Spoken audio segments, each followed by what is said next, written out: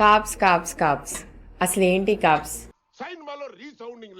లో carb, high carb రకరకాలుగా అందరూ మాట్లాడితే నేను కాప్స్ తిన్ను అని చెప్తుంటారు. కాప్స్ అంటే ఏం కాదండి, carbohydrates. Hi, this is doctor Priyanka Ansuri, MD general physician and life style medicine expert. ఒక బండి నడవాలంటే దాంట్లో ఫ్యూయల్ ఎలా అవసరమో మన హ్యూమన్ బాడీకి కూడా అలాంటి ఫ్యూయలే ఈ కార్బోహైడ్రేట్స్. ఈ కార్బోహైడ్రేట్స్ ని మైక్రో న్యూట్రియంట్స్ అంటాం.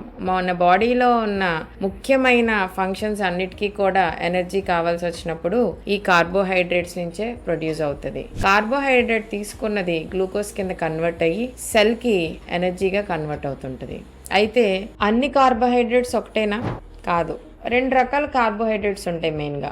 ఒకటి సింపుల్ కార్బోహైడ్రేట్స్, రెండు కాంప్లెక్స్ కార్బోహైడ్రేట్స్. సింపుల్ కార్బోహైడ్రేట్స్ అంటే షుగర్, మైదా ఏవైతే మీ బాడీలో గ్లూకోజ్ ని వెంటనే రైస్ చేస్తాయో ఇవన్నీ కూడా సింపుల్ కార్బోహైడ్రేట్స్ లోకి వస్తాయి. కాంప్లెక్స్ కార్బోహైడ్రేట్ వచ్చేసి మీ అన్ప్రాసెస్డ్ ఫుడ్స్ అంటే ఓట్స్ గానీ, మిల్లెట్స్ గానీ, మీ brown rice, vegetables, whole foods అంటాం చూడండి, ఇవన్నీ కూడా కాంప్లెక్స్ కార్బోహైడ్రేట్స్ లోకి వస్తాయి. డయాబెటిక్స్ ముఖ్యంగా సింపుల్ రిఫైన్డ్ కార్బోహైడ్రేట్స్ ని అవాయిడ్ చేయాలి. ఎందుకంటే వీళ్ళల్లో ఎక్కువ rise of glucose and insulin resistance పెరిగే అవకాశం ఎక్కువ ఉంటుంది. ఫ్యూచర్ లో risk of diabetes, hypertension, obesity and other diseases కూడా రిస్క్ పెరుగుతుంటుంది. నెక్స్ట్ టైం మీరు తింటున్నప్పుడు మీరు తినే ప్లేట్ లో ఏం తింటున్నారు అని గమనించుకుంటూ choose your carbohydrate wisely and stay away from diseases. Thank you.